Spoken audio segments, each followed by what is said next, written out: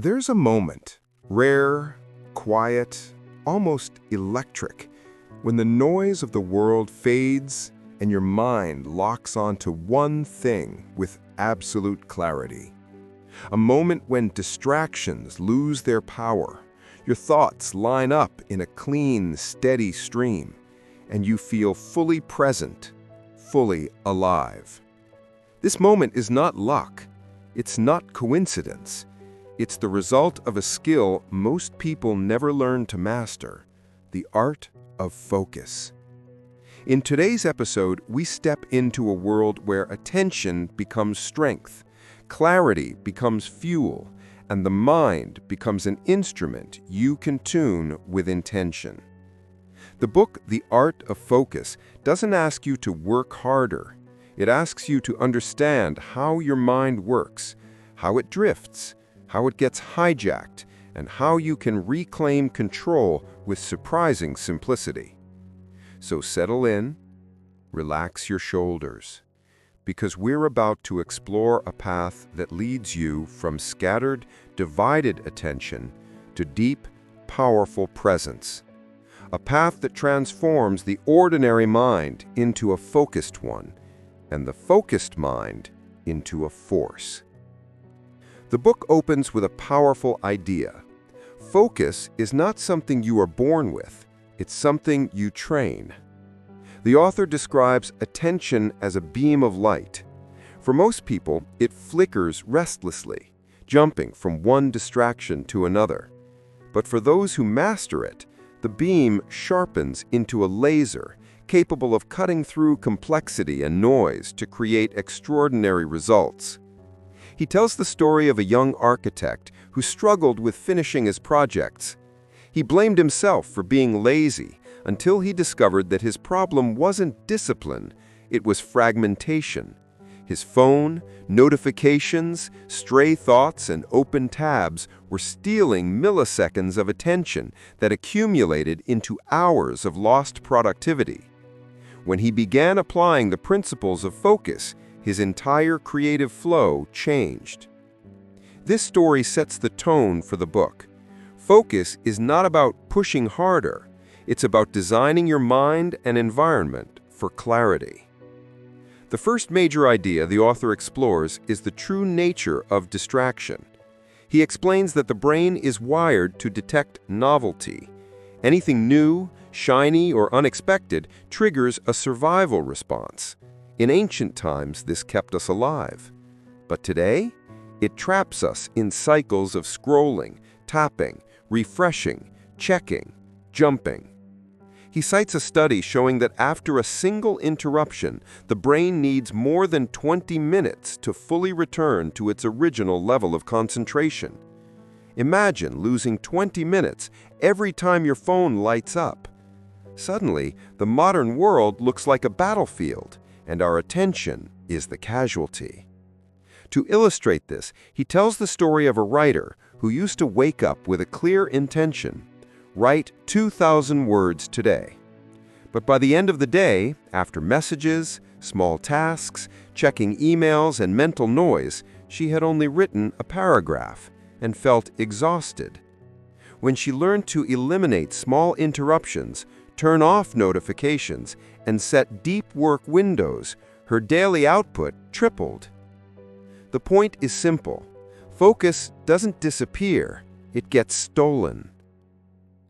Then the author shifts to the internal distractions, the mind's tendency to wander. He describes the monkey mind, a term from ancient philosophy referring to a mind that jumps restlessly between thoughts. And he explains the science behind it. Your brain produces a constant stream of internal chatter because it's always predicting, analyzing, remembering, comparing, planning. Uncontrolled, this chatter becomes mental fog, but with awareness, it becomes raw material for creativity. The author shares the example of a neuroscientist who monitored people's brain activity during tasks requiring deep concentration. He found that nearly 45% of the time, the mind drifted into daydreams, thinking about something other than the task at hand. The art of focus teaches us not to fight the mind, but to gently bring it back, again and again, until the ability to stay present becomes natural. From here, the book delves into one of its strongest themes, the power of single tasking. The author explains that multitasking is a myth. Your brain cannot focus on two cognitive tasks at once. It can only switch rapidly, losing efficiency each time.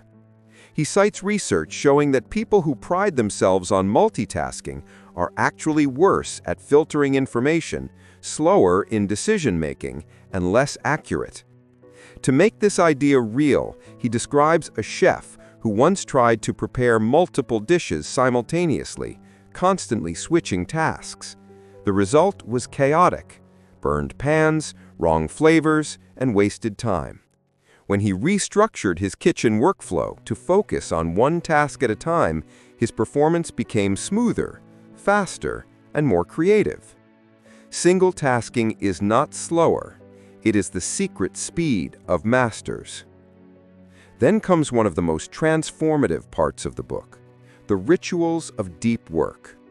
The author explains that masters across history, writers, scientists, artists, inventors, created environments that protect their attention.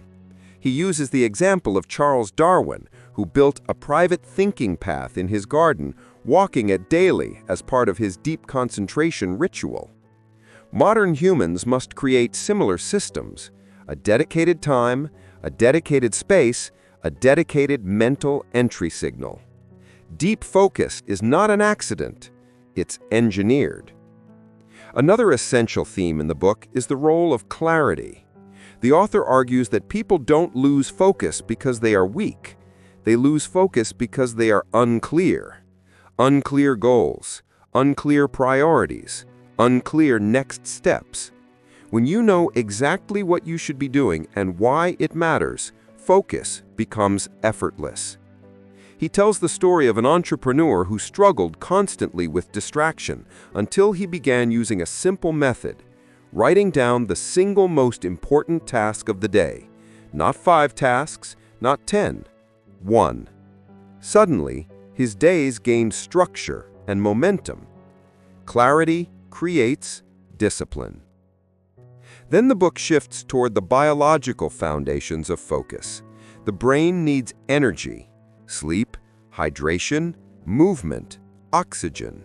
A tired brain cannot focus, not because of laziness, but because attention requires biological resources. He shares an experiment where participants deprived of sleep performed cognitive tasks almost as badly as drunk individuals. Another experiment showed that a quick walk increased focus more effectively than a cup of coffee. Your brain is a tool, and tools need maintenance. Then comes one of the most powerful ideas. Focus is emotional, not just mental. Your attention follows what you care about. If you're anxious, angry, bored, or overwhelmed, your mind will wander. The author tells the story of a musician who practiced for hours but made no progress because he was practicing from a place of tension, not presence. When he learned to regulate his emotions through breathing and short resets, his practice sessions became dramatically more productive. To focus well, you must feel well. Then the book explores environmental design. Your space shapes your attention. Clutter, open tabs, noise, movement around you, all silently drain focus. The author references an office where productivity jumped when workers were allowed to personalize their desks and reduce visual noise. Focus isn't just something inside you, it is shaped by the world around you. Finally, the book ties everything together with the idea that focus is something you do not once, it is a lifestyle, a way of moving through the world with intention, a commitment to depth instead of distraction, a decision to guard your attention the way you guard your most valuable possessions, because that's exactly what it is. The art of focus closes with a beautiful metaphor. Your attention is like a lens. Cloudy, it distorts your life. Clear, it reveals what truly matters. Sharpen the lens, and the world sharpens with it. And with that, we come to the end of our deep dive into The Art of Focus. Not just a book, but a manual for reclaiming your mind in a world that constantly tries to steal it. If you build the rituals, protect your environment, regulate your emotions, and train your mind gently but consistently, you won't just focus better, you will live better. Now, tell me, which book would you like us to explore next in this podcast?